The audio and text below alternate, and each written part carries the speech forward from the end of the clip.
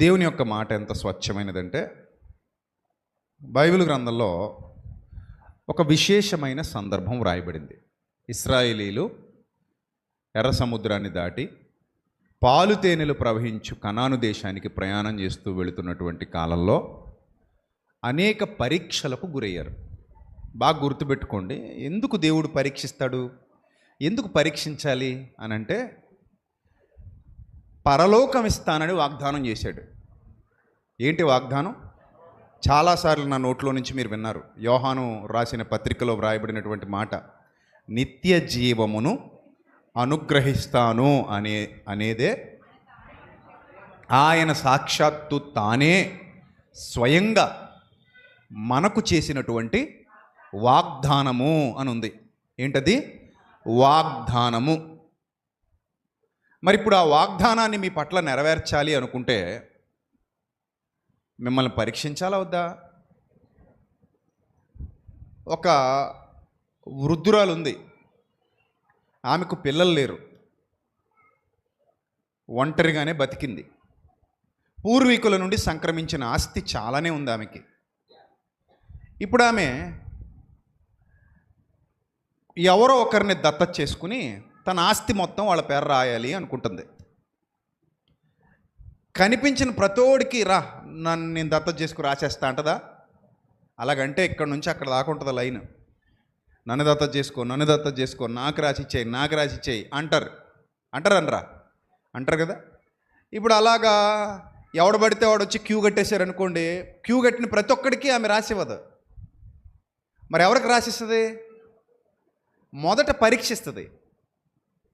పరీక్షించి ఈ అబ్బాయి లేదా ఈ అమ్మాయి క్యారెక్టర్ బాగుంది, మంచి వ్యక్తిత్వం గలవారు, వీళ్ళ ఉద్దేశాలు బాగున్నాయి, వీళ్ళ విధానం బాగుంది, వీళ్ళ ఆలోచనలు బాగున్నాయి, సో నా ఆస్తిని వీళ్ళ పేర రాసి నేను చనిపోయినా దాన్ని వీళ్ళు సద్వినియోగం చేస్తారు తప్ప దుర్వినియోగం చేయరు అని అనుకుంటున్న ఆ వృద్ధురాలు ఖచ్చితంగా తన ఆస్తిని ఎంపిక చేసిన వారికి మాత్రమే రాసిస్తుంది.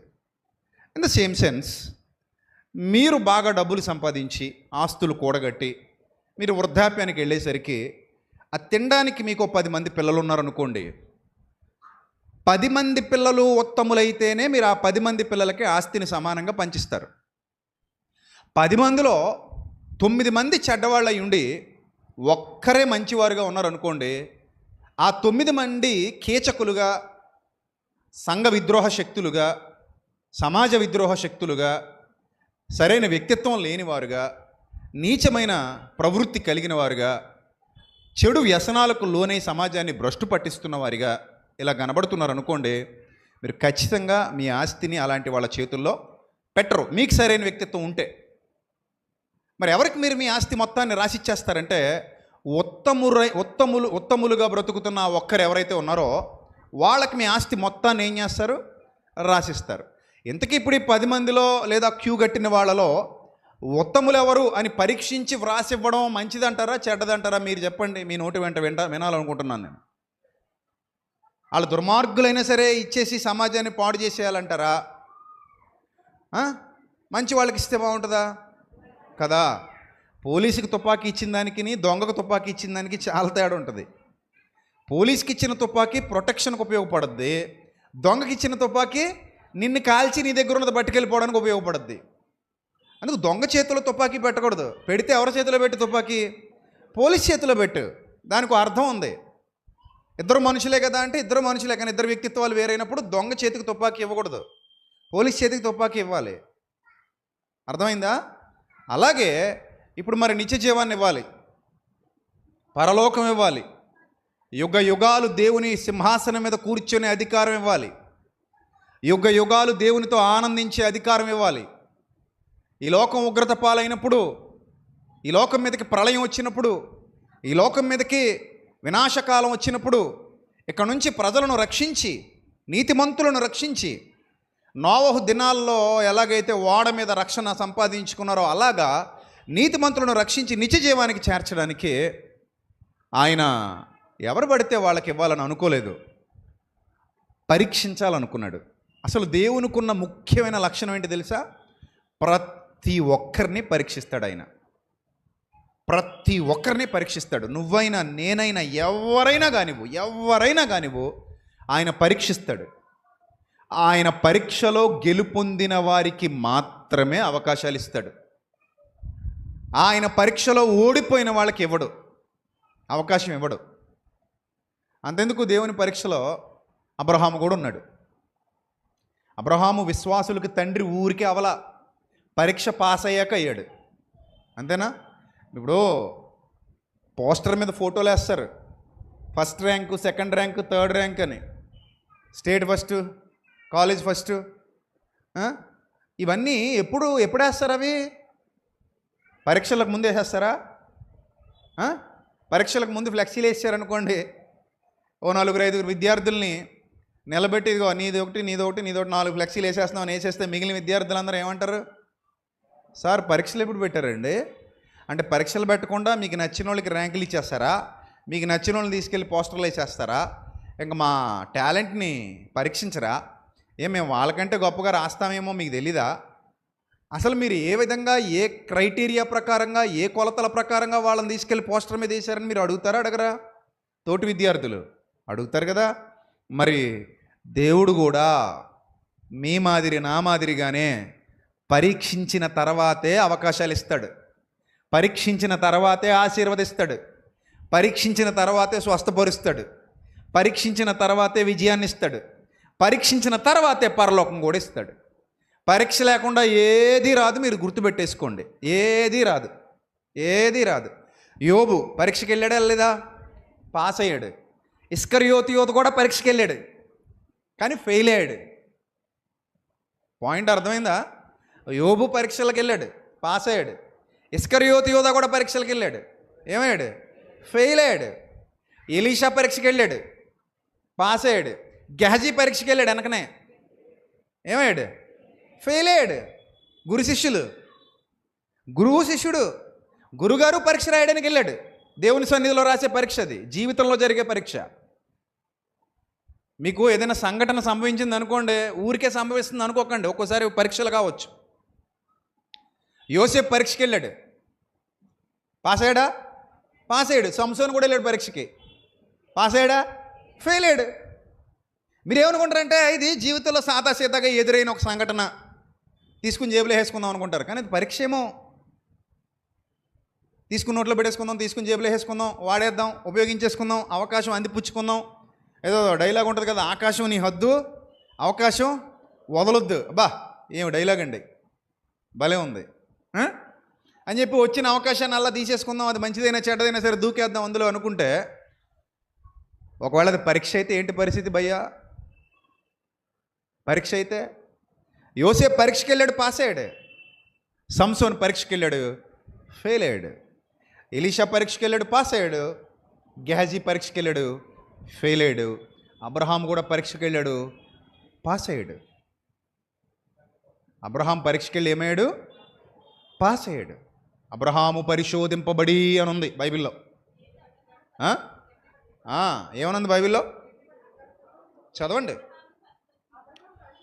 హెబ్రీ పత్రిక 11వ అధ్యాయం 17వ వచనం చదువుదాం. హెబ్రీ పత్రిక 11వ అధ్యాయము 17వ వచనం. అబ్రహాము పరిశోధింపబడి, శోధింపబడి అంటే పరిశోధింపబడి, అబ్రహాము పరిశోధింపబడి విశ్వాసమును బట్టి ఇస్సాకును బలిగా అర్పించెను అని వ్రాయబడింది. అబ్రహాము ఏమయ్యాడమ్మా? పరిశోధింపబడ్డాడట. అబ్రహాము పరిశోధింపబడ్డాడు.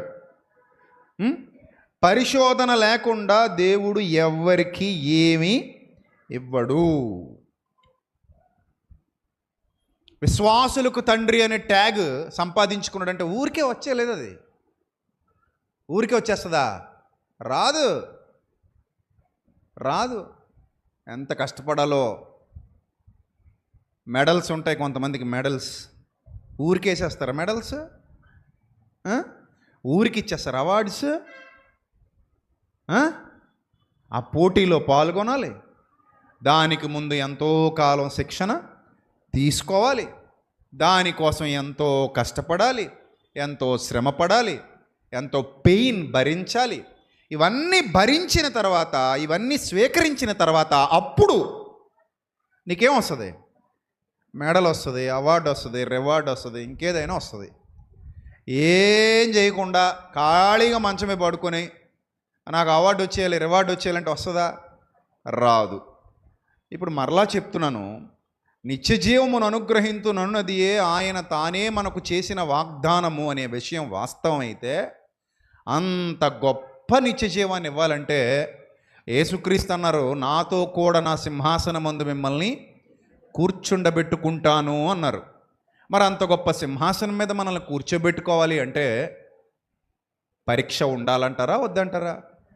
అమ్మా చెప్పండి ఒకసారి, ఉండాలంటారా వద్దంటారా? ఉండాలమ్మా.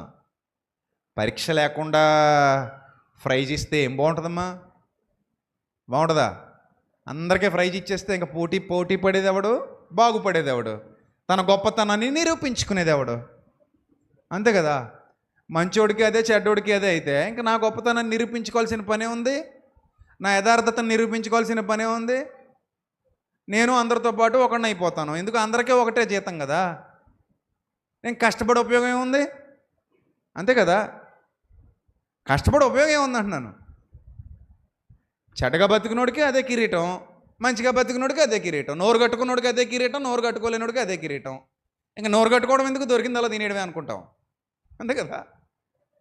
అంతే కదా. మరి ఇక తప్పు చేయకుండా నీతిగా బతకడం ఎందుకు? యథార్థంగా బతకడం ఎందుకు? మనం కూడా అందరితో కలిసి చెడిపోతే పోలా అనిపిస్తుంది. అందుకే దేవుడు అన్నాడు, నాయన ఇదిగో జీవమును మరణమును నీ ఎదుట ఉంచి ఉన్నాను, మేలును కీడును నీ ఎదుట ఉంచి ఉన్నాను. నీకు ఏది కావాలో నువ్వు డెసిషన్ తీసుకో, నీకు ఏది కావాలో నిర్ణయం తీసుకో, నీకు కావాల్సిన మార్గంలోనే వెళ్ళు, నీకు కావాల్సిన దాని వైపు ప్రయాణించు, దాని ఫలితం పొందుకుంటావని గుర్తించు, ఆ ఫలితాన్ని పొందుకోవడానికి శ్రమించు.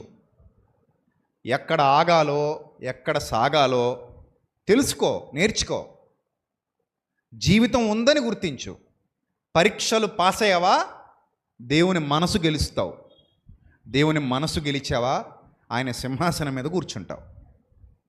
ఆయన సింహాసనం మీద కూర్చోవాలంటే నువ్వు ఖచ్చితంగా ఏమవ్వాలి? ఖచ్చితంగా ఏమవ్వాలి? పరీక్షలు పాస్ అవ్వాలి. ఇశ్రాయేలీలు 40 సంవత్సరాల పాటు పరిశోధింపబడ్డారు. వాళ్ళు ఎంత మూర్ఖులంటే దేవుడు పరీక్షలు పెడుతున్నాడని చెప్పినా కూడా ఫెయిల్ అయ్యేవారు. చెప్పినా, అరే దేవుడు పరీక్ష పెడుతున్నాడు, ఈ పరీక్షలో మనం ఏమవ్వాలి? పాస్ అవ్వాలి అని అనుకోలా. పరీక్ష పెడుతున్నాడని చెప్పినా కూడా, ప్రవక్తలు వచ్చి చెప్పినా కూడా కావాలని ఫెయిల్ అయ్యారు వీళ్ళు. అలాంటి ఒక సంఘటన మనం బైబిల్ గ్రంథంలో చూస్తే చూడండి. నిర్గమకాండం 15వ అధ్యాయము 22వ వచనం తీయండి, అందరూ బైబిల్ తీయండి. నిర్గమకాండం 15వ అధ్యాయము 22వ వచనం. మోషే ఎర్ర సముద్రము నుండి జనులను సాగజేయగా వారు షూరు అరణ్యములోనికి వెళ్ళి దానిలో 3 దినములు నడిచిరి. అచ్చట వారికి నీళ్లు దొరకలేదు. చూడండి, జాగ్రత్తగా చూడండి.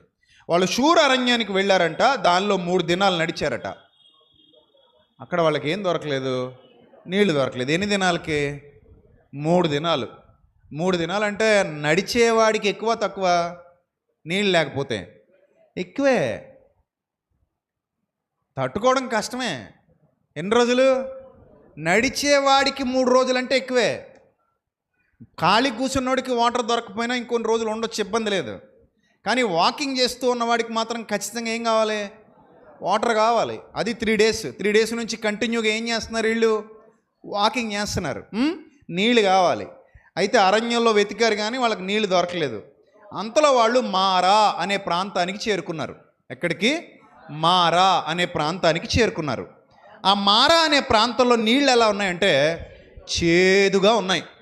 ఎలా ఉన్నాయమ్మా? నీళ్లు చేదుగా ఉన్నాయి. అమ్మయ్య నీళ్లు దొరికాయన్న ఆనందంతో గబగబా నీళ్ళ దగ్గరికి వెళ్ళారు. దోశలతోనో వేటితోనో పట్టుకున్నారు, తాగటం మొదలుపెట్టారు. తాగుతుంటే ఆ నీళ్లు వాళ్ళకి మధురంగా లేవట, చేదుగా ఉన్నాయట, చాలా చేదుగా ఉన్నాయి. దాహంతో ఒక పక్క బాధపడుతూ నీళ్లు దొరికాయన్న ఆనందం కాసేపట్లోనే ఏమైపోయింది? ఆవిరైపోయింది.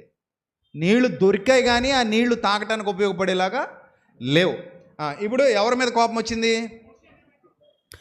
నీళ్లు తాగలేకపోయారు, అందువలన దానికి మారా అని పేరు కలిగను. ప్రజలు మేమేమి తాగుదుమని మోషే మీద సనుగు కొనగా, సనుగులు మొదలైపోయినాయి. ఇప్పుడు కష్టం వచ్చింది, మీరు సనుక్కోవాలా, ప్రార్థన చేయాలా? ఏ టైప్ వెళ్తారు మీరు? సనుక్కుంటారా, ప్రార్థన చేస్తారా? ఎవరి మీద సనుక్కుంటారు మీరు? సాధారణంగా మీలో ఎవరికైనా సనుక్కునే లక్షణం ఉందా?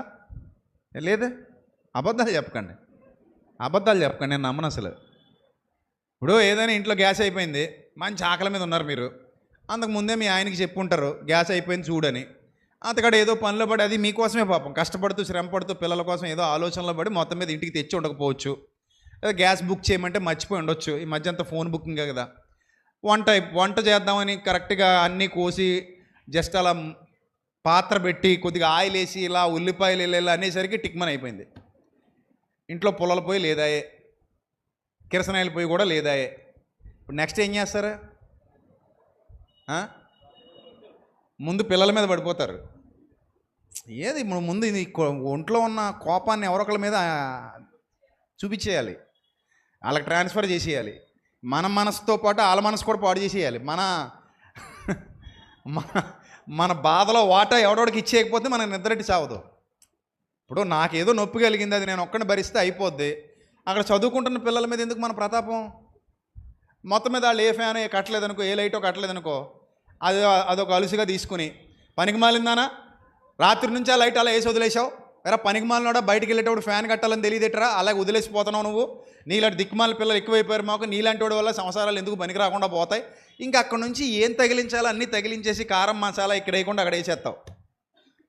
పాపం ఈ బాధ అంతా మళ్ళీ వాళ్ళ కాసేపు మొయ్యాలి, మా అమ్మ నన్ను తిట్టింది, మా నాన్న నన్ను తిట్టాడని. ఆ తర్వాత ఈ మగమహారాజు ఏవి ఎరక ఇంటికి వస్తాడు పాపం, ఈ సంచో పట్టుకొని, మొత్తం ట్రాన్స్ఫర్ అయిపోద్ది, కరెంటు ఆ టైపుకి పోద్ది. కర్మగాలి లోపలికి రాగానే వస్తే అన్నం పెట్టవే అన్నాడు అనుకో, సచ్చాడే. ఇంకా సచ్చాడే, మామూలుగా ఉండదు. అన్నం పెట్టని అడిగాడా అయిపోయినట్టే. ఏం పెట్టమంటావు? నిన్ను తగలెట్టి ఉండమంటావా? ఎలా ఉండమంటావు? నిన్న ఏం చెప్పాను నీకు పనికి మాలినోడా? నిన్ను కట్టుకున్నాక నా జీవితం ఎట్ట అయిపోయిందని ఎక్కడికో పోద్ది. ఇంకా అక్కడ నుంచి వాళ్ళ అమ్మగారి దగ్గరికి, వాళ్ళ అత్తగారి దగ్గరికి, ఆడపడుచు దగ్గరికి, మొత్తం బంధువర్గం అంతా గిరగిర తిప్పేసి కళ్ళ ముందు పాడేసరికి గ్యాస్ బండి 5 నిమిషాల్లో వచ్చేది. అని మామూలుగా ఏదైనా మనం అనుకున్నది జరగకపోతే చాలు, వెంటనే లోపల నుంచి ఏమొచ్చేస్తాయి? ఫ్రస్ట్రేషన్లో సనుగులు వచ్చేస్తాయి. సనుగులు కొంతమంది పైకి చెప్పరు అంటూ లోపల ఆ లోపలే అంటుంటారు ఏదోటి, అలా సనుక్కుంటూ ఉంటారు. పాపం ఎవరు లోకుగా దొరికారట? జీతం లేని పని మనిషి ఒకడు ఉన్నాడట వీళ్ళకి, మోషే గారు. నిజం, జీతం లేని పని మనిషి, 40 సంవత్సరాలు జీతం లేని పని మనిషి. ఆయన 40 సంవత్సరాలు ఎవడన్నా జీతం ఇచ్చాడు ఆయనకి? ఎవడన్నా పోనీ ఆయన కష్టాల్లో కన్నీళ్ళలో ఎవడు నిలబడ్డాడు తోడుగా? బాబు మోషే, నువ్వు మాకు నాయకుడిగా ఉండు, మీకు ఇప్పుడు నాయకుడిగా నేటి అప్పుడు నాయకుడు ఆయన. ఇప్పుడు నాయకుడైతే శుభ్రం పిండి పీల్చేసి లోపలెట్టేస్తాడు కదా. ఇక ఇశ్రాయేలీలకి ఏం మిగలదు, మన్నా కూడా మిగలదు వాళ్ళకి. మొత్తం ఈయనే సర్దేసేవాడు శిశు బ్యాంకులో. ఇప్పుడు నాయకుడైతే, అప్పుడు నాయకుడు కాబట్టి నిస్వార్థంగా పనిచేశాడు, యథార్థంగా పనిచేశాడు. ₹1 కూడా కక్కుర్తి పడలా. దేవుని పిల్లల్ని మోసం చేయకూడదు, అది ఇక్కడ ఉండాలి. దేవుని సేవలో ఎవడైతే మోసం చేస్తాడో వాడు మట్టి కొట్టుకుపోతాడు. ఈరోజు కాకపోతే రేపైనా నాశనమే వారి అంతం అని బైబిల్ చెప్తుంది. శాపవచనం ఉంది అక్కడ, నాశనమే వారి అంతము అని ఉంది. పేతురు గారు రాసిన 2వ పత్రిక 2వ అధ్యాయం 1వ వచనం నుంచి చదవండి, ఇంటికి వెళ్ళాక, ఇప్పుడు కాదులండి. పేతురు గారు రాసిన 2వ పత్రిక 2వ అధ్యాయం 1వ వచనంలో దేవుని పేరిట మోసం చేసే వాళ్ళకి నాశనమే వారి చివరి దశ అని చెప్పాడు. చెట్ట చివరాలు నాశనం అయిపోతారట. ఇక్కడ పచ్చగా కనబడతారు, వెలుగెలుగుతారు, కానీ చెట్ట చివర వాళ్ళ అంతం నాశనం.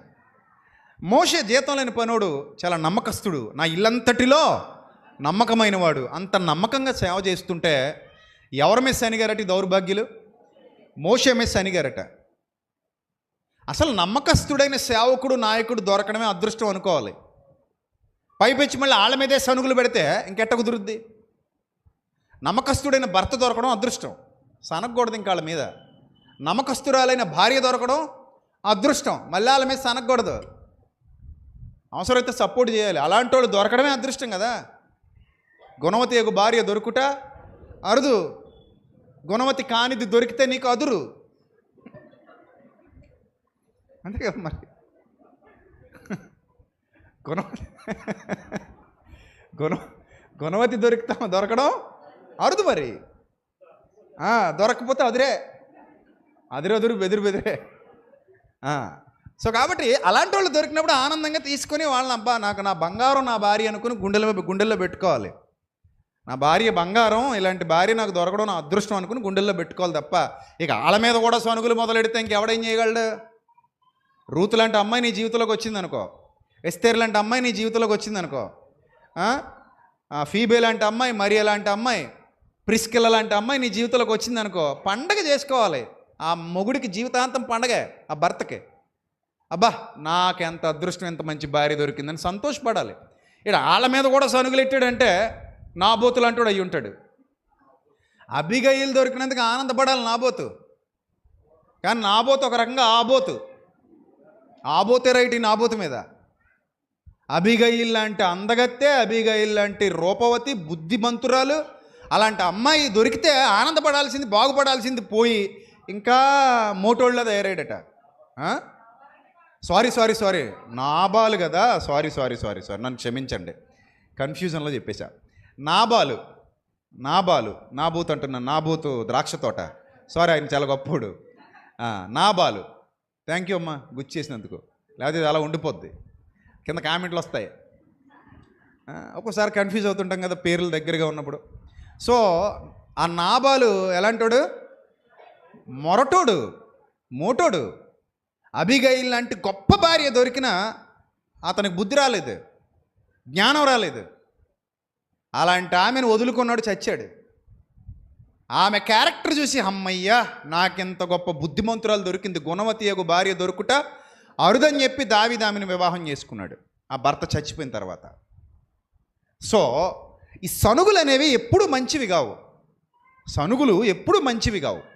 ఒకవేళ మీరు ఎవరి మీదైనా అలా సనుగుతుంటే ఆలోచించుకోండి, జాగ్రత్త పడండి. త్వరపడి ఎవరిని దూరం చేసుకోకండి సనిగేసి. అర్థమైందా? కొన్నిసార్లు ఓర్చుకోవాలి. అన్నీ మనకు అనుకూలంగా ఉంటాయా? అన్ని సందర్భాల్లో జీవితం మీకు అనుకున్నట్టు ఉంటుందా? అలా ఉంటే ఇంక జీవితం ఏముంది, నీ రాతను రాసేసుకోవచ్చు, అంతే కదా. మన రాత మన గీత మనం రాసేసుకోవచ్చు. అలా అవ్వదు. మనం అనుకున్నట్టు ఉంటే జీవితం కాదబ్బా అది. దేవుడు అనుకున్నట్టు ఉంటుంది జీవితం. ఎందుకు?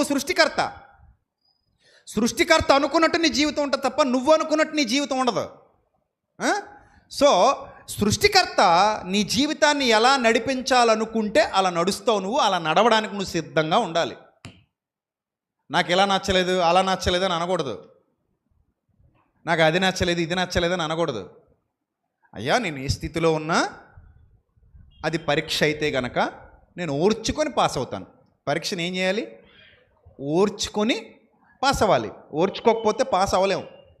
ఓర్పు గొప్ప ద్రోహకార్యములు జరగకుండా కాపాడుతుంది. ఓర్చుకొని పాస్ అవ్వాలి. సరే, ఇక్కడ ఏం జరిగిందంటే 3 రోజులు వాటర్ లేదు, చేదు నీళ్ళు దొరికాయి. ఆ ఫ్రస్ట్రేషన్లో మోషే మీద సనగడం మొదలుపెట్టారు, దేవుని నిందించడం మొదలుపెట్టారు. మొత్తం మీద అతడు యెహోవాకు మొరపెట్టాడు. అంతటి యెహోవా అతనికి ఒక చెట్టును చూపెను. అది ఆ నీళ్లలో వేసిన తర్వాత నీళ్లు మధురములాయెను. ఇది యేసుక్రీస్తు ప్రభువు వారికి సాదృశ్యంగా కనబడుతున్నటువంటి ఒక ముంగుర్తివి. ప్రవక్తల జీవితాల్లో దేవుడు చేసినటువంటి కార్యాలు ఏవైతే ఉన్నాయో అవి సూచనలు. ఈ సూచనల ద్వారా కొన్ని విషయాలు దేవుడు ముంగుర్తులుగా చూపించాడు. అందుకే ఛాయ అన్నాడు పాత నిబంధనలో. చాలా విషయాలు ఏంటట అవి? ఛాయ. నిజస్వరూపం ఎక్కడుందట? క్రీస్తులో ఉంది. దృష్టాంతాలుగా జరిగినవి, ఛాయారూపకంగా జరిగినవి, పాత నిబంధనలో ప్రవక్తలకు బయలుపరచబడినవి చాలా ఉన్నాయి. కానీ వాటి యొక్క నిజస్వరూపాన్ని మనం చూడాలంటే క్రీస్తులో చూడాలి. ఇక్కడ ఈ చేదైన నీళ్లలో ఒక చెట్టు వేస్తే ఆ చెట్టు వలన ఆ నీళ్ళన్నీ ఎలా మారిపోతున్నాయి? మధురంగా మారిపోతున్నాయి. అంటే ఆ మారా జలములను మధురముగా మార్చగలిగిన వాడు దేవుడు. చీకటిని వెలుగుగా చేయువాడు దేవుడు. రోగమును స్వస్థపరచగలిగేవాడు దేవుడు. ఏమీ లేని చోట అన్నీ సమకూర్చగలిగేవాడు దేవుడు. ఆయనకు అసాధ్యమైనది ఏది లేదు. ఇది మనకు అర్థం కావాలి అంటే లోతైన జ్ఞానాన్ని అభ్యాసం చేయాలి. ఇక్కడ ఏం చెప్పబడుతోంది? ఆ నీళ్లలో వేసిన తర్వాత నీళ్లు మధురములాయను. అక్కడ ఆయన వారికి కట్టడను విధిని నిర్ణయించి అక్కడ వారిని పరీక్షించి, చూశారు ఏం చేసి పరీక్షించి, అది అండర్లైన్ చేసుకోండి. పరీక్షించి అనే మాటను అండర్లైన్ చేసుకోండి. పరీక్షించకుండా దేవుడు ఏది మనకు ఇవ్వడు, అది గుర్తెట్టేసుకోండి. ఆయన నిన్ను ఎంతో పరీక్షించిన తర్వాతే హెచ్చిస్తాడు. దావీదును ఎంతో పరీక్షించాడు, యోసేపును ఎంతో పరీక్షించాడు. ఆ పరీక్షలన్నీ పాస్ అయ్యాకనే వాళ్ళు విజేతలయ్యారు, అజేయులుగా నిలిచారు, గొప్ప స్థాయిని అధిరోహించారు. మరి నీ జీవితంలో పరీక్ష ఉండదనుకుంటున్నావా? ఉంటుంది. అయ్యో, పరీక్ష లేకుండా జీవితమే ఉండదమ్మా. కొన్నిసార్లు సంవత్సరాలు పట్టేస్తుంది, కొన్నిసార్లు నెలల తరబడి ఎదురు చూడాల్సి వస్తుంది. నిజం, కొన్నిసార్లు సంవత్సరాల తరబడి ఎదురు చూడాల్సి వస్తుంది. అంతకాలం ఓర్చుకోవాలా దేవా అంటే తప్పదు బిడ్డ, తప్పదు, ఓర్చుకోవాలి. అదేంటి ప్రభా బొత్తిగా 40 ఏళ్ళు పరీక్షే? ఎన్నేళ్ళు చెప్పాను కదా, గతంలో కూడా చెప్పాను. నిజానికి ఈజిప్ట్ నుండి పాలస్తీనాకి ప్రయాణం నడిచి వెళ్తే 9 రోజులు. 9 రోజులు చిల్లర. ఎన్ని రోజులు? స్ట్రైట్గా నడిచిపోతే ఎంతట? 9 రోజుల్లో పోవచ్చట. ఏంటి కానీ ఎన్ని రోజులు తిప్పాడట? 40 సంవత్సరాలు. నీ ముక్కు ఎక్కడుందరా అంటే ఇలా తిప్పి తీసుకొచ్చి ఇక్కడ ఉందని చెప్పినట్టు అనమాట. అలా తిప్పి తీసుకొచ్చాడు ఆయన. తిప్పి తీసుకొచ్చాడు ఆయన. ఇప్పుడు ఫ్లైట్లో వెళ్తే గంట, కారులో వెళ్తే కూడా చాలా తక్కువ టైంలో పోవచ్చు, గంటల వ్యవధిలో పోవచ్చు. కారులో కూడా ఈజిప్ట్ టు ఇజ్రాయెల్ లేదా పాలస్తీనా గంటల వ్యవధిలో వెళ్ళిపోవచ్చు. కానప్పుడు తిప్పి 40 ఏళ్ల పరీక్షలో వాళ్ళు గెలవాలి. పరీక్షలో గెలిచిన వాళ్ళకే పాలస్తీనా అనగా కనాను. పరీక్షలో గెలిచిన వాళ్ళకే పరమ కనాను. అర్థమైందా? భూలోకపు కనాను పరీక్షలో గెలిచిన వాళ్ళకే, పరలోకపు కనాను కూడా పరీక్షలో గెలిచిన వాళ్ళకే. గెలవడానికి ఒక్కొక్కళ్ళకి కొంత సమయం నిర్దేశించబడి ఉంటుంది, కేటాయించబడి ఉంటుంది. ఆ సమయం వరకు నువ్వు ఓపిక పట్టాలి సంగమా, ఎదురు చూడాలి, ఓర్చుకోవాలి. ప్రతి పరిస్థితిలో విశ్వాసంగా ఉండాలి, ప్రతి పరిస్థితిలో నిలకడగా ఉండాలి, ప్రతి పరిస్థితిలో ఆయన మీద ఆధారపడి ఉండాలి, సనుక్కోకూడదు. ఇప్పుడు యోసేపు, ఒక చిన్న విషయం చెప్తాను, చిన్నది బాగా గుర్తుపెట్టుకోండి. యోసేపు మంచి కుర్రాడు. వాళ్ళ నాన్న మంచితనాన్ని చూసి ఎక్కువ ఇష్టపడ్డాడు. అందరిలో ముత్యంలా బతుకుతున్నాడు నా కొడుకని, ఆ మంచితనాన్ని చూసి ఎక్కువ ఇష్టపడ్డాడు కొడుకుని. పాపం రంగురంగుల అంగీ ఒకటి గుట్టించాడంట, విచిత్రంగా అంగీ గుట్టించి కొడుకు వేసుకున్నాడు. ప్రేమ ఎక్కువ. ఇప్పుడు బుద్ధిగా ఉండే పిల్లల మీద ప్రేమ ఎక్కువ ఉండదా చెప్పండి? అల్లరి చిల్లరగా తిరిగేవాడి మీద ఎక్కువ ప్రేమ ఉంటుందా? బుద్ధిగా ఉండేవాళ్ళ మీద ఎక్కువ ప్రేమ ఉంటుందా? బుద్ధిగా ఉండే పిల్లల మీద, మాట వినే పిల్లల మీద ఎక్కువ మనసు మమకారం ఉంటుంది, మనకి ప్రేమ ఉంటుంది. అరే మంచి బిడ్డరా బాబు, మంచి కుమారుడు, మంచి కుమార్తె, చెప్పగానే మాట వింటది. లోబడే గుణం ఎక్కువ మా అమ్మాయికి లేదా మా అబ్బాయికి, వాళ్ళని బాగా ఇష్టపడతాం. లోబడే పిల్లల్ని ఏ తల్లిదండ్రులైనా బాగా ఇష్టపడతారు, కామన్ అది. ఇప్పుడు ఈ యోసేపును కూడా అలాగే ఇష్టపడ్డాడు యాకోబు, మంచోడు. ఆ మంచోడు దర్శనాలు పొందుకుని ఒకరోజు అన్నల చేత ద్వేషింపబడి గోతులు పడేశారు. ఇంకా మర్డర్ ప్లాన్ వేసే టైంలో అరే తప్పురా నాయన ఇదని చెప్పేసరికి ఆ ఐగుప్తు వర్తకులు పోతుంటే వాళ్ళకి అమ్మేశారు. అమ్మబడినటువంటి వ్యక్తి యోసేపు మెల్లిగా పోతిఫర్ ఇంటికి చేరాడు. అక్కడ పోతిఫరు ఆశీర్వాదాలు పొందుకుంటాడు ఇతని వల్ల, యోసేపు వల్ల అతని ఇంటికి ఆశీర్వాదాలు వస్తాయి. అది గుర్తిస్తాడు, అమ్మో ఇతను యెహోవా దయగలిగిన వాడని, ఇతని వల్ల నా కుటుంబం ఆశీర్వదింపబడుతుంది, నాకున్నవన్నీ ఆశీర్వదింపబడతాయని యోసేపుకు మంచి ఘనత ఇస్తాడు. ఆ ఘనత ఉందనుకునే లోపు జైలుకి వెళ్ళిపోతాడు. జైలుకి వెళ్ళిపోతాడు. ఆ జైల్లో సంఖ్యలు అతన్ని బాధిస్తూ ఉంటే దాదాపు 2 ఏళ్ళు గడిచిపోతే ఆ జైల్లో చాలా వేదన బాధ అనుభవిస్తాడు పాపం యోసేపు. ఇప్పుడు నా వెర్షన్లో ఒక విషయం చెప్తాను. ఓ సంవత్సరం గడిచింది, విడుదల రాలేదు. ఇంకో సంవత్సరం గడిచింది, ఇంకా విడుదల రాలేదు. సంఖ్యల నొప్పి ఎక్కువైపోయింది, పుండ్లు పడిపోయినాయి, చీమని ఎత్తురు గారుతున్నాయి, తిండి లేదు, ఎముకలు కూడా అయిపోయాడు. ఇప్పుడు దేవుణ్ణి తిట్టడం మొదలెట్టాడు అనుకోండి కాసేపు అనుకోండి, జరగలేదు అది, అనుకోమంటున్నాను. సనగడం మొదలెట్టి, దేవుని తిట్టడం మొదలెట్టి, దేవుని దుర్భాషలాడడం మొదలుపెట్టి, ఇలాంటి దేవుడు అని నేను అనవసరంగా నమ్ముకున్నానని ఏదేదో అనేసి ఇష్టం వచ్చినట్టు అనేసాడు అనుకుందాం కాసేపు. ఎన్నాళ్లలో పోగొట్టుకున్నాడు ప్రైజ్? 6 నెలలు. ఇంకొక 6 నెలల్లో ప్రైజ్ వస్తుంది, సర్ప్రైజ్ వస్తుంది, సర్ప్రైజ్. ఆ సర్ప్రైజ్ దేంతో పోగొట్టుకున్నాడు? అసహనంతో పోగొట్టుకున్నాడు 6 నెలల్లో. అనుకుంటాం అనుకోవా? ఆ 6 నెలలు ఓర్చుకోబట్టే కదా, ఆ 2 సంవత్సరాలు ఓర్చుకోబట్టే కదా టాప్ పొజిషన్కి వెళ్ళి కూర్చున్నాడు, సక్సెస్ఫుల్ పర్సన్గా నిలబడ్డాడు. అవునా? కాబట్టి ఎప్పుడూ కూడా తొందరపడకండి. ఓర్పు గొప్ప ద్రోహ కార్యాలు జరగకుండా కాపాడుతుంది. ఓర్చుకోండి అంతే. దేవుడు నీ జీవితంలో కార్యం జరిగించడానికి పరీక్ష పెట్టాడు. ఆ పరీక్ష వరకు ఓర్పుగా ఉండు, సహనంగా ఉండు. ఆ పరీక్షలో పద్ధతి నేర్చుకో, ఆ పరీక్షలో విధేయత నేర్చుకో, ఆ పరీక్షలో భక్తి నేర్చుకో. నువ్వు యవనస్తుడు కావచ్చు, యవనస్తురాలు కావచ్చు, అందరూ పోయే దారిలో నేను ఎందుకు పోకూడదనే క్వశ్చన్ నీకు రావచ్చు. అందరూ ఎంజాయ్ చేస్తున్నారు కదా, నేను ఎంజాయ్ చేస్తాను. అందరూ చెడిపోతున్నారు కదా, నేను చెడిపోతాను. అందరూ పాడైపోతున్నారు కదా, నేను పాడైపోతాను అని అనుకుని వెళ్తే వెళ్ళొచ్చు. కానీ అక్కడ ఆలోచించు, అందరూ జైలుకి వెళ్తున్నారు కదా, నేను వెళ్తాను. అందరూ యాక్సిడెంట్లో చచ్చిపోతున్నారు కదా, నేను చచ్చిపోతాను. అందరూ రోగాల బారిన పడి పోతున్నారు కదా, నేను పోతాను. అందరూ ఆరోగ్యాన్ని తగలేసుకుంటున్నారు కదా, నేను తగలేసుకుంటాను. అందరూ బంధుత్వాల్ని కోల్పోతున్నారు కదా, నేను కోల్పోతాను అని అనుకుంటావా? ఎవరి జీవితంలో ఏ శాపం వెంటాడుతుందో నీకు ఏం తెలుసు? కళ్ళ ముందు ఏదో ఎంజాయ్ చేసేస్తున్నాడు నా ఫ్రెండ్ అనుకుంటావు, నువ్వు నా ఫ్రెండ్ ఎంజాయ్ చేసేస్తుంది అనుకుంటావు. కానీ వాళ్ళ వెనక ఎన్ని శాపాలు ఉన్నాయో, వాళ్ళ వెనక ఎన్ని పాపాలు పరుగులు తీస్తున్నాయో, వాళ్ళు ఏ ఫలితం పొందుకోబోతున్నారో వాళ్ళని చూసి నువ్వెందుకు చెడిపోవాలి? యవనస్తుడు ఆలోచించు ఒకసారి, యవనస్తురాలా ఆలోచించు. వాళ్ళెవరినో చూసి నువ్వెందుకు చెడిపోవాలి? వాళ్ళెవరో నీకు రోల్ మోడల్ ఎందుకు కావాలి? పాడైపోవడానికి రోల్ మోడల్సా వాళ్ళు ఎంజాయ్ చేస్తున్నారని నువ్వు అనుకుంటున్నావు. వాళ్ళు దేవునికి విరోధంగా పాపం చేస్తున్నారని ఎందుకు అనుకోవట్లేదు? వాళ్ళు ఎంజాయ్ చేస్తున్నారని అనుకుంటున్నావు, వాళ్ళు ఉగ్రతను సంపాదించుకుంటున్నారని నువ్వు ఎందుకు అనుకోవట్లేదు? ఎలా ఎందుకు ఆలోచిస్తున్నావు? ఒకసారి నేను చెప్పిన వేలో కూడా ఆలోచించి చూడు. నీ జీవితాన్ని ఎలా కట్టుకోవాలో, ఎలా నిలబెట్టుకోవాలో నీకు అర్థమవుద్ది. నీ జీవితాన్ని పాడు చేసుకోకుండా ఎలా కాపాడుకోవాలో నీకు అర్థమవుద్ది. అర్థమైందా? కాబట్టి తొందరపడి మాట మిగిలిపోవద్దు, తొందరపడి దేవుణ్ణి దూషించొద్దు. ఓర్పు గొప్ప ద్రోహ కార్యాలు జరగకుండా కాపాడుతుంది. పరీక్షలో గెలవడానికి సిద్ధంగా ఉండు. ఆయన ఏం చెప్పాడు తెలుసా?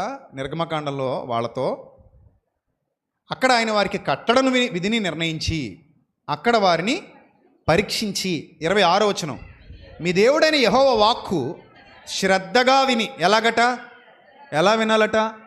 శ్రద్ధగా వినాలి. ఎలా వినాలమ్మా? శ్రద్ధగా వినాలి, అశ్రద్ధగా కాదు. నెక్స్ట్, ఆయన దృష్టికి న్యాయమైనది చేయాలి. నువ్వు చేసేటప్పుడు ఎవరు చూడట్లేదులే అనుకుని చేయకూడదు. ఆయన చూస్తున్నాడు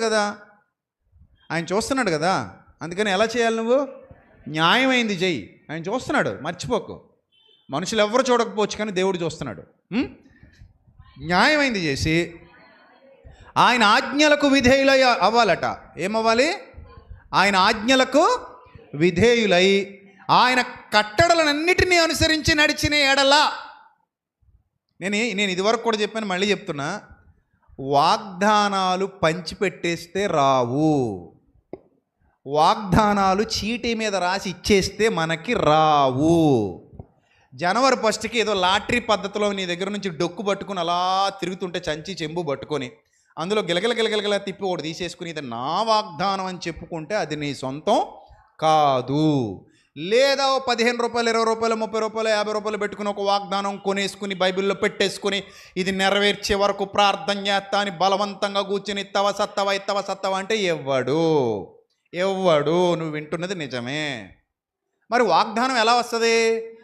ఆజ్ఞతో పాటు వాగ్దానం వస్తుంది. ఎలా వస్తుంది వాగ్దానం? ఆజ్ఞను అనుసరిస్తేనే వాగ్దానం దాని వెంట ఆశీర్వాదంగా వస్తుంది. ఆజ్ఞను అనుసరించకుండా వాగ్దానం నీ వెంట రాదు. వాగ్దానము ఆజ్ఞ రెండు ఏమై ఉంటాయి?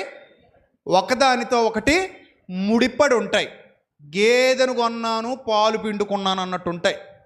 గేదెను కొనను, దానిని మేపను, పాలు పైనుంచి రావాల్సిందే అంటే ఇవ్వడు. అర్థమైంది కదా? పాలు పైనుంచి పడవు బిడ్డ. నువ్వు గేదెను కొనాలి, ఏంటి దానికి గడ్డి కొయ్యాలి, దానికి కుడితి పెట్టాలి, ఆ దూడని ఎంతది దాన్ని సాకాలి, రెండింటికి మేత పెట్టాలి, ఆ తర్వాత దాని పాలు పిండుకొని తాగాలి. ఇంత ప్రాసెస్ ఉంది. ఆజ్ఞను అనుసరిస్తేనే ఏమొస్తుంది? నీకు వాగ్దానం వస్తుంది. నాకు గేదొద్దు పాలు కావాలన్నట్టు నాకు ఆజ్ఞను అనుసరించేది వద్దు, కానీ ఇన్స్టెంట్ పద్ధతిలో సీటు మీద రాసిచ్చేయండి, కొనుక్కుని బైబిల్లో పెట్టుకుని ప్రార్థన చేసేసుకుని వాగ్దానం సొంతం చేసుకుంటానంటే దేవుడు ఇవ్వడుగాక ఇవ్వడు. అందుకే నేను ఎప్పుడు వాగ్దానాల పంపిణీ పెట్టను. ఎందుకు పెట్టను? వాక్యం తెలుసు కాబట్టి. వాక్యం తెలియకపోతే పెట్టొచ్చేమో మరి వాళ్ళు. అలా పెట్టేవాళ్ళు ఒకసారి పరీక్షించుకోవాలి. చీటి ముక్క మీద రాసిచ్చేసి నువ్వు ప్రార్థన చేసుకు ఇది నెరవేరిపోద్దంటే అవదది. బైబిల్ ఒక మాట ఉంది, మరలా గుర్తు చేస్తాను మీకు. నీవు దీర్ఘాయుష్మంతుడు వగునట్లు నీ తల్లిని తండ్రిని సన్మానించు. తల్లిని తండ్రిని సన్మానించను కానీ నేను దీర్ఘాయుష్మంతుడిని అయిపోవాలి అంటే అవదు బిడ్డ. లేదా నేను దీర్ఘాయుష్మంతుడిని అగుదునుగాక అని వాగ్దానం మీద రాసుకుని బైబిల్లో పెట్టుకుని ప్రార్థన చేసేసుకుంటే అవదు బిడ్డ. నువ్వు తల్లిని తండ్రిని సన్మానించు, దీర్ఘాయుష్ అనే వాగ్దానం నీ పట్ల నేను నెరవేరుస్తాను. అది దేవుని మాట. అంటే ఆజ్ఞతో పాటు వాగ్దానం ఏమై ఉంటుంది? ముడిపడి ఉంటుంది. రెండింటినీ వేరు చేయటం మన వల్ల కాదు.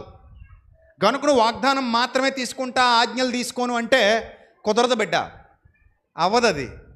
ఆజ్ఞలు నువ్వు పాటిస్తే నువ్వు అడక్కపోయినా వాగ్దానాన్ని దేవుడు నీ జీవితంలో నెరవేరుస్తాడు బిడ్డ. దాంట్లో డౌట్ లేదు. నువ్వు చీటి తీసుకోక్కర్లా, ఆజ్ఞ నెరవేర్చు చాలు. ఆజ్ఞ నెరవేరిస్తే ఆటోమేటిక్గా వాగ్దానం నీ జీవితంలో దేవుడు నెరవేరుస్తాడు. అందులో ఎలాంటి సందేహం లేదు, ఎందుకంటే దేవుడు నమ్మదగినవాడు. అర్థమైంది కదా బాగా మీకు?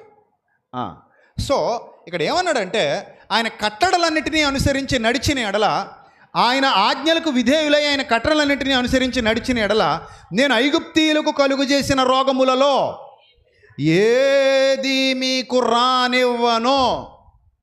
ఎంత గొప్ప వాగ్దానం. ఇప్పుడు మనం ఒక పాయింట్ రాసుకుని ఐగుప్తీయులకు కలుగు చేసిన రోగములలో ఏది మీకు రానివ్వను, ఈ వాగ్దానము నా ఎడల నెరవేరునుగాక అంటే నెరవేరుద్దా? ఏది చేస్తే నెరవేరుద్ది? ఆయన మాట శ్రద్ధగా విని, ఆయన దృష్టికి న్యాయమైంది చేసి, ఆయన ఆజ్ఞలకు విధేయులై, ఆయన కట్టడలన్నీ అనుసరించి నడిచిన ఎడల ఆ రోగాలు మీ మీదకి రావు. వాగ్దానమే, నో డౌట్. ఆ రోగాలు మీ మీదకి రావు. అది నెరవేరుద్ది. అది చేస్తే ఇది నెరవేరుద్ది, అది చేయకపోతే ఇది నెరవేరుద్ది. స్విచ్ చేస్తే బల్బు వెలుగుద్ది. అర్థమైంది కదా? నెక్స్ట్, నిన్ను స్వస్థపరిచి యెహోవాను నేనే. ఏంటి నిన్ను స్వస్థపరిచి యెహోవాను నేనే అనే మాట ముందు ఇదంతా ఉందా? ఉంది. కానీ ఇదంతా రాయరు కదా, రాయరు. మరి ఏది రాస్తారు? చెప్పండి, ఏమి రాస్తారు? నిన్ను స్వస్థపరిచి యెహోవాను నేనే, ఇది ఒకటే రాస్తారు మనోళ్ళు. మరి అదేంటి భయ్యా, ముందున్నదంతా వదిలేసి ఒకటే రాసేటంటే కండిషన్స్ అప్లై. ఏంటి భయ్యా? కండిషన్స్ అప్లై భయ్యా. నేను పెద్ద అక్షరాలతో నిన్ను స్వస్థపరిచే యెహోవాను నేనే అంటే నన్ను స్వస్థపరిచేస్తావా? నువ్వు స్వస్థపరిచేస్తాను వచ్చి అన్నట్టుంది అక్కడ. కానీ అలా అనలేదు ఆయన. ఆయన ఏమన్నాడంటే, నువ్వు నా మాట శ్రద్ధగా వినాలిరా బిడ్డ. ఓకేనా? నాట్ ఓకే అన్నావు అనుకో, గెట్అవుట్ అంటాడు ఆయన. నువ్వు ఓకే అంటేనే రా అంటాడు, నాట్ ఓకే అంటే పో అంటాడు. నా మాట శ్రద్ధగా వినాలి. వింటావా? వింటాను ప్రభువా. నెక్స్ట్, నా దృష్టికి న్యాయమైంది చేయాలి. చేస్తావా? చేస్తాను ప్రభువా. నా ఆజ్ఞలకు విధేయులై నా కట్టలను అనుసరించి నడుస్తావా? నడుస్తాను ప్రభువా. అయితే ఓకే, నేను నిన్ను స్వస్థపరుస్తాను. నేను స్వస్థపరిచే దేవుడను నేనే. నోట్ డౌట్, రాసి పెట్టుకో. నేను స్వస్థపరిచే యెహోవాను నేనే. ఎప్పుడు? Conditions apply. ఆ పైన వాటన్నిటిని నువ్వు అనుసరిస్తానని ఒప్పుకొని పాటించడం మొదలు పెడితే నిన్ను స్వస్థపరిచే యెహోవాను నేనే. లేదా ఏమీ చేయనబ్బా, నాకు అంత ఖాళీ లేదు, నన్ను ముందు స్వస్థపరిచి తర్వాత చూద్దాం. ఈ మధ్యకాలంలో వచ్చారు అలాంటి వాళ్ళు, లేరనుకుంటున్నావా? ఇదిగో ప్రభువా, నువ్వు నన్ను స్వస్థపరిచావు అనుకో.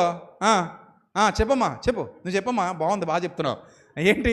నువ్వు నన్ను స్వస్థపరిచావు అనుకో, నిన్ను నమ్మేస్తాను ప్రభు. మరి ఏమనుకుంటున్నావు? అయ్యి బాబోయ్, నన్ను నమ్మేస్తావు, నువ్వు నమ్మేస్తావా అమ్మేస్తావా? నాకు నమ్మేస్తానన్నట్టు వినబడట్లే, అమ్మేస్తానన్నట్టు వినబడుతుంది. ఏం చేస్తావు? స్వస్థపరిస్తే నమ్మేస్తావా? ఈ మధ్య పరీక్షలు పెడుతున్నారు ఇలా చాలామంది, ప్రార్థనలు కూడా అలాగ ఉన్నాయి. ఇప్పుడు స్వస్థపరచలేదు, ఏం చేస్తా? ఆయన ఏమైనా చేయగలవా? ఏంటి? డీల్ కుదరలేదమ్మా, స్వస్థపరచలేదు, ఏం చేస్తావు? చంపేస్తావా దేవుణ్ణి? అసలు చెప్పేవాడు సరైనవాడు లేకో ఏమో ఇలా తగలడ్డారు చాలామంది.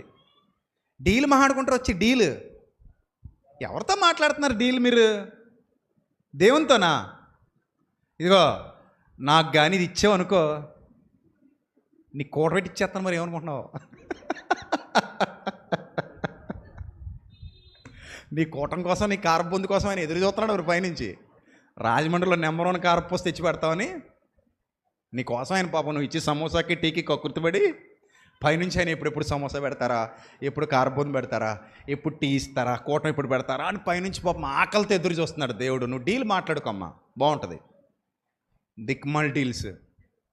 ఇదిగో ప్రభా ఇది ఇచ్చావనుకో, ఏనాయనా ఇదిగో మరి నాకు కానీ అది ఇచ్చావనుకో, ఏం ఇస్తావు? నీకు ఫ్యాన్ ఏం చేద్దాం అనుకుంటున్నాను. మరి నువ్వు కానీ అది ఇచ్చావనుకో, గడియారం ఇచ్చేస్తాను. మరి నీకు టైం తెలియట్లేదట కదా. ఏంటి ప్రభా, ఇక నువ్వు కానీ అది ఇచ్చావనుకో, నేను అనుకున్నట్టు చేసావనుకో, నాకు ఉద్యోగం ఇచ్చావనుకో, మా పిల్లకి పెళ్లి చేసావనుకో, గౌరీపట్నం కొండకొచ్చి గుండు కూడా ఇచ్చేసుకుంటాను. మరి అప్పుడే 2 నెలల నుంచి తలస్నానం కూడా చేయట్లే. అబ్బా అయ్యో, ఎప్పుడు బాగుపడతారు, ఎప్పుడు ఆలోచిస్తారు, ఎప్పుడు జ్ఞానవంతులు అవుతారు? ఇలాంటి వాళ్ళని చూసి నవ్వాలా, ఏడవాలా, ఏం చేయాలి వీళ్ళని చూసి అనిపిస్తుంది ఒక్కోసారి. ఎవరితో ఈ బేరాలు? ఎవరితో? దేవునితోనా? ఇదిగో టీచర్ గారు నాకు మార్కులు ఎక్కువ వేయారనుకోండి, రోజు స్కూల్కి వచ్చేస్తాను మరి అన్నారనుకో. ఇవి టీచర్ ఏమంటాడు? ఒరే నాయన, నువ్వు రోజు స్కూల్కి వస్తే నాకు ఏంట్రా ఉపయోగం? నేను ఎందుకురా నీకు మార్కులు ఎక్కువ వేయాలి? నువ్వు చదువు సంజలేనోడు, నీకు ఎందుకురా మార్కులు ఎక్కువ వేయాలి?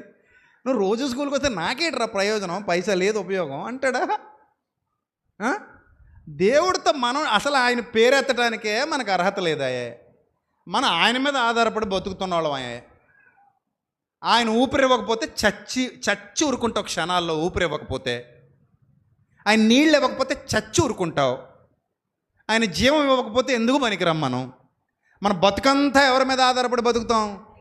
ఆయన వలననే ఉనికి కలిగి ఉన్నాము, ఆయన వలననే చలించుచున్నాము, ఆయన వలననే జీవము కలిగి ఉన్నాము.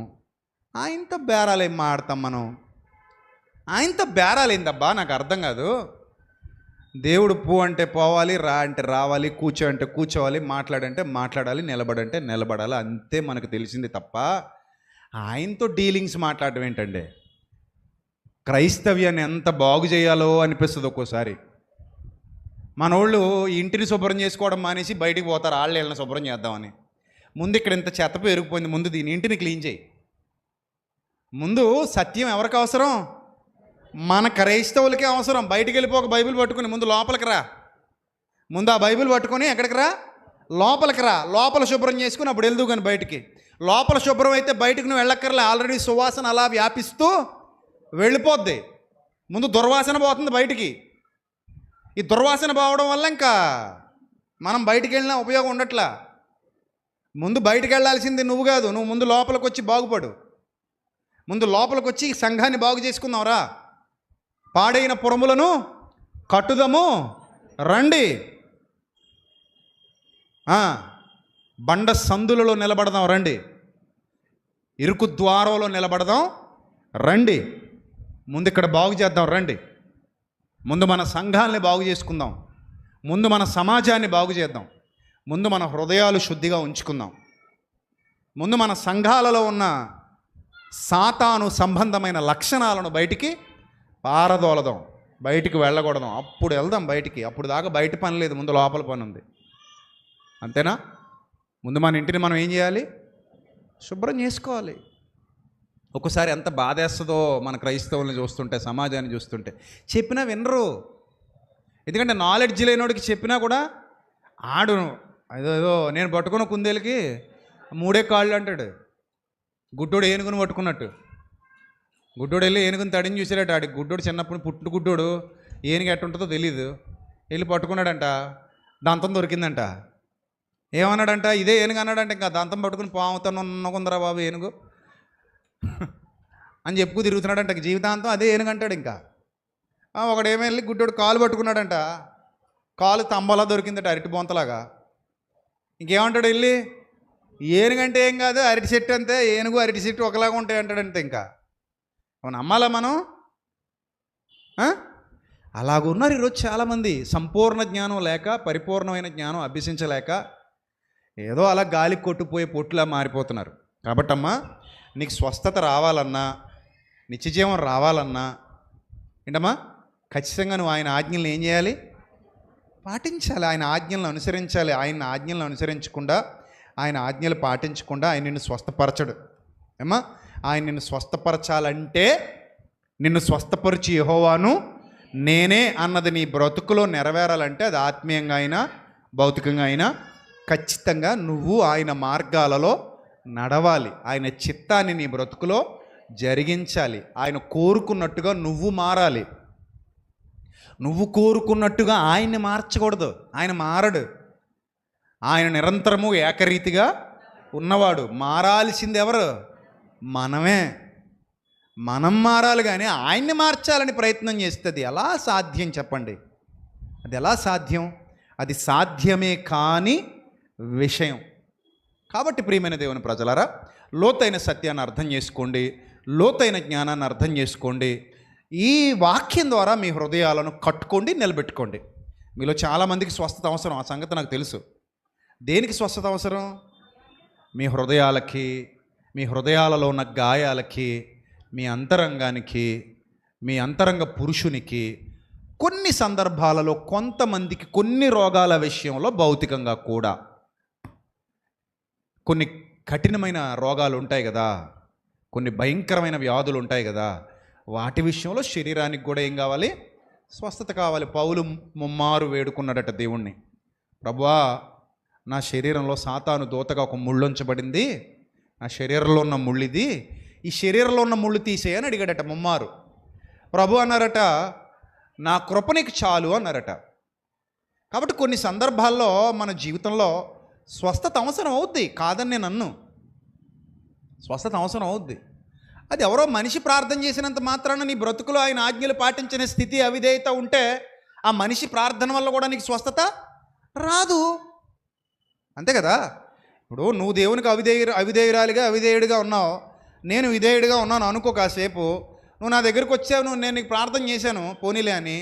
నీ అవిధేయతను బట్టి, నా విధేయతను బట్టి నా ప్రార్థన దేవుడు వింటాడు అనుకుంటున్నావా? వినడు. మోషేతో, ఇర్మియాతో ఏమన్నాడు తెలుసా? ఇర్మియాతో, నీవు వారి నిమిత్తము ప్రార్థన చేయకన్నాడు. ఇర్మియా గొప్ప భక్తుడు,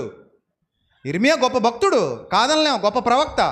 కానీ వాళ్ళ నిమిత్తం నువ్వు ప్రార్థన చేస్తావేమో. ఇర్మియా, చేయకు, నువ్వు నా దగ్గర రాకు, నువ్వు నన్ను అడక్కు, వాళ్ళ గురించి అయితే అసలు అడక్కన్నాడు దేవుడు. ఇర్మియా ఒకవేళ అడిగితే చేస్తాడా స్వస్థత ఇశ్రాయేలీలకి? చేయడు. ఎందుకంటే వాళ్ళ బతుకులు బాగలేదు. ఇర్మియా, నువ్వు ప్రార్థన చేసినా నేను వాళ్ళని స్వస్థపరచను, నువ్వు ప్రార్థన చేసినా వాళ్ళకి నేను స్వస్థత ఇవ్వను, కాబట్టి నువ్వు చేయకన్నాడు అంతే ఇర్మియాని. నీవు ప్రార్థన చేసినను నేను నీ ప్రార్థన వినను అన్నాడు దేవుడు. అంత ఖచ్చితత్వం కలిగిన వాడు ఆయన. అంత ఖచ్చితత్వం ఎవరండి మన గురించి ఆయనకి చెప్పాలి? ఆయనకి తెలీదా?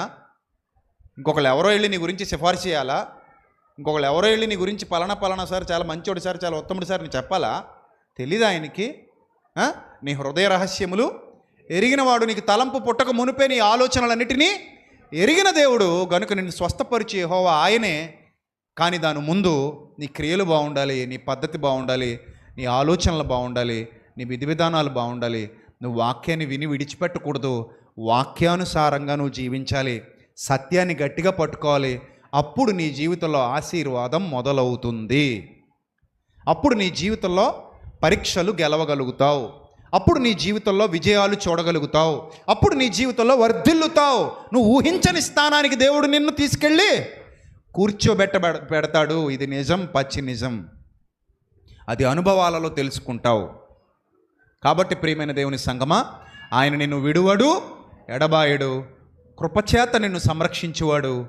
ఆయన కోరుకునేది ఏదో తెలుసుకొని దాన్ని ఫాలో అయిపో. ఆయన దేనికి లొంగుతాడో తెలుసుకొని దాన్ని ఫాలో అయిపో. ఆ మార్గంలో వెళ్ళిపో. ఖచ్చితంగా దేవుని కృప నీ సొంతమవుతుంది. దేవుని దయ నీ కుటుంబం మీద ఉంటుంది, నీ పిల్లల మీద ఉంటుంది. నువ్వు వర్ధిల్లుతావు, పచ్చని మొక్కలాగా వర్ధిల్లుతావు. దేవుడటి ధన్యత నీకు నీ కుటుంబానికి అనుగ్రహించునుగాక. ఆమెన్. తల్ల వంచండి, ప్రార్థన చేసుకుందాం. తల్ల వంచండి, ప్రార్థన చేసుకుందాం. మహాపరిశుద్ధుడు అయిన మా కన్న తండ్రి, మహోన్నతుడ, దయగల దేవ, కృపగల ప్రభువా, మీ సత్యముతో మమ్మల్ని అలంకరించినందుకు, మీ సత్యముతో మమ్మల్ని సంధించినందుకు, మీ సత్యముతో జ్ఞాన సంగతులు మాకు నేర్పించినందుకు స్తోత్రం తండ్రి. సంఘానికి వస్తున్నటువంటి బిడ్డలందరినీ దీవించండి, ఆశీర్వదించండి. వారి కుటుంబాలలో గొప్ప కార్యాలు జరిగించండి. వారి కుటుంబాలను ఆశీర్వదించండి, వారి బిడ్డలను ఆశీర్వదించండి.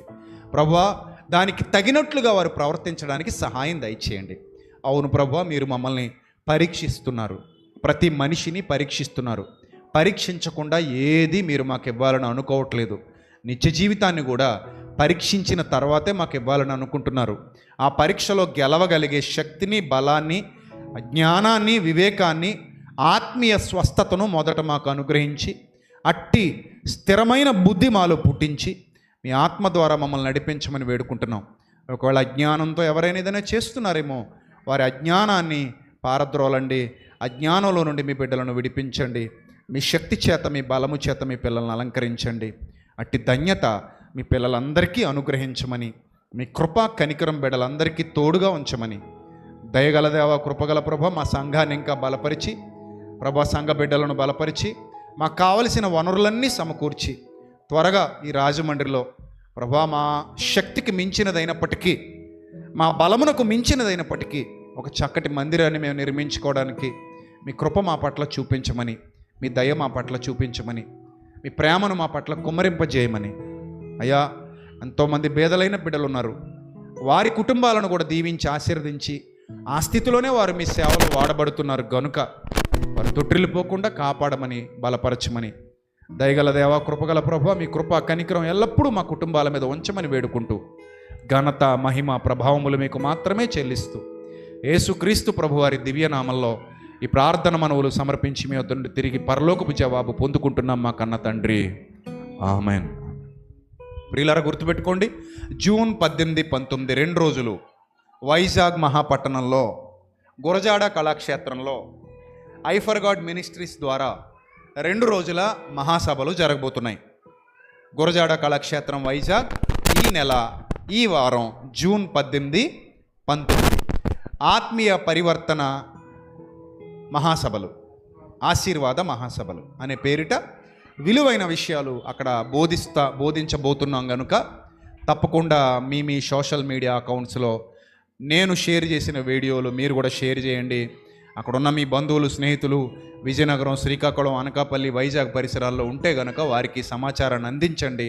వారందరూ ఈ సభలకు హాజరై దేవుని యొక్క ఆత్మీయ మేలులు పొందుకున్నట్లు, అనేక లోతైన సంగతులు వారు గ్రహించినట్లు మీరు తెలియజేయండి. అలాగే ఎవరైనా ఈ సభలకు సహకరించాలి అనుకుంటే ప్రభు యొక్క పరిచర్యలో నిందారహితులుగా, యథార్థవంతులుగా మీరు కూడా సహకరించవచ్చు. ఎందుకంటే అక్కడ పార్దు గారు, కిషోర్ గారు, 2 సహోదరులు నిలబడ్డారు. ఒక రోజుకి అయ్యే ఖర్చు అంతా వాళ్ళు పెట్టుకుంటున్నారు. 2వ రోజుకి అయ్యే ఖర్చు అంతా సంఘం భరించాలి. సంఘములో సహకారులు ఎవరైతే ఉన్నారో వారి ద్వారా ఈ కార్యాన్ని జరిగించడానికి మేము సిద్ధపడ్డాం. కాబట్టి ఎవరైనా మంచి మనస్సుతో ఈ సభలకు నేను కూడా సహకరిస్తాను అని అనుకుంటే కనుక తప్పకుండా మీరు సహకరించవచ్చు. అందులో ఎలాంటి బలవంతం లేదు. మరో విషయం మీకు చెప్తున్నాం, డబ్బులు ఎక్కువ ఈ కార్యక్రమాలు చేయట్లా, అలాగని డబ్బులు వస్తాయని ఈ కార్యక్రమాలు చేయట్లా. బాధ్యత కలిగి రొట్టె ద్రాక్షారసం తీసుకుంటున్నాం కాబట్టి, దేవుని యొక్క ఆజ్ఞలకు విధేయత చూపించాలి కాబట్టి, సువార్త ప్రకటించవలసిన భారం మన మీద మోపబడింది అనే విశ్వాసంతో, అనేక మందికి సత్యాన్ని ప్రకటించాలనే సదుద్దేశంతో మన పరిధిలో మనకు తగిన విధంగా ఈ కార్యక్రమాలు ఘనంగా దేవుని పేరట జరిగించుకుంటూ వెళుతున్నాం. గుంటూరు పట్టణంలో కూడా ఇలాగే మొన్ననే ఒక మంచి మీటింగ్ చేసాం. మీ అందరికీ తెలుసు, చాలామంది పిల్లలు హాజరయ్యారు. దానికి సంబంధించిన లెక్కలు వివరాలు కూడా పారదర్శకంగా చూపించాం, ₹1 తేడా లేకుండా. ఆ పరిచర్యకే మన సంఘం మీద పడినటువంటి భారం ₹1,70,000. ₹1,70,000 మన మినిస్ట్రీ నుంచి భరించాల్సి వచ్చింది. ఇప్పుడు నెక్స్ట్ ఈ మీటింగ్ కూడా ఇద్దరు సహోదరులు మాత్రం ఒక్క రోజుకు సిద్ధపడ్డారు. మిగిలిన ఇంకొక రోజు మనం చేయాల్సి ఉంటుంది. ఒకవేళ ఎవరైనా సామర్థ్యం గలవారు, మంచిగా దేవుని చేత ఆశీర్వదింపబడిన వారు, సువార్త భారం కలిగిన వారు, ఇది దేవుని యథార్థమైన పరిచర్య, ప్రకటించువారు పంపబడని ఎడల వారెట్లు ప్రకటించుదురు అనే విశ్వాసం మీకుంటే తప్పకుండా దేవుని యొక్క పనిలో మీ వంతు పాలిభాగం తీసుకోండి. బాధ్యత కలిగిన వారు, ఎలాంటి బలవంతం లేదు. మీకు ఇష్టమైతే, మీకు ఆ సామర్థ్యం ఉంటే తప్పకుండా ఈ యొక్క పరిచర్యలో మీరు కూడా పాలిభాగస్తులు కావాలని మీ అందరినీ ప్రేమపూర్వకంగా కోరుతున్నాను. God bless you all, love you all. దేవుడు మిమ్మల్ని, మీ కుటుంబాన్ని బహుగా దీవించి ఆశీర్వదించును గాక. Amen. God bless you. Thank you.